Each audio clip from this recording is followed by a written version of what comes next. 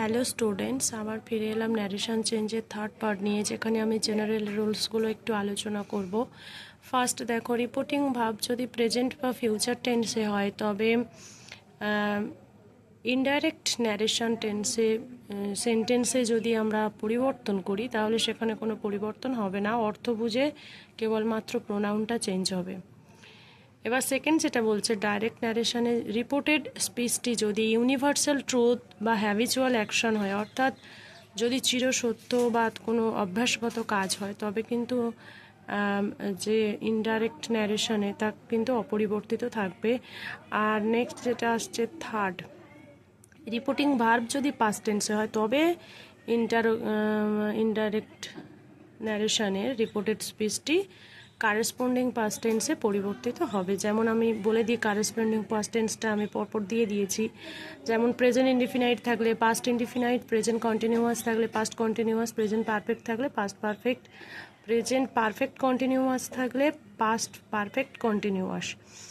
এবারে দেখি, past indefinite থাকলেও পাস্ট পারফেক্ট, আর পাস্ট কন্টিনিউয়াস থাকলে পাস্ট পারফেক্ট কন্টিনিউয়াস। আর যদি শ্যাল, উইল, ক্যান এই মডেলগুলো থাকে তাহলে এগুলো শ্যাল থাকলে শুড হবে, উইল থাকলে উড হবে, ক্যান থাকলে কুড হবে। আরেকটা বিষয় বলে দিই,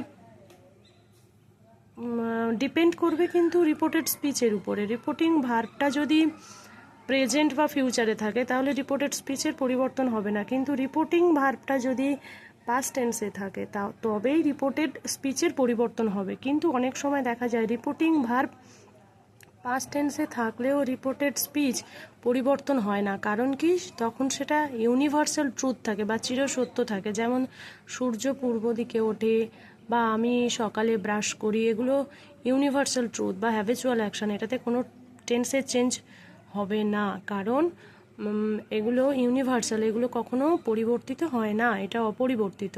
তাই রিপোর্টিং ভার্ব পাস্ট টেন্সে থাকা সত্ত্বেও রিপোর্টেড স্পিচে ইনডাইরেক্ট ন্যারেশন করার সময় কোনো চেঞ্জ হবে না। তো এই ছিল থার্ড পার্ট। যদি কারোর কোয়ারি থাকে বা জিজ্ঞাসা থাকে, জিজ্ঞাসা করতে পারো। বাই।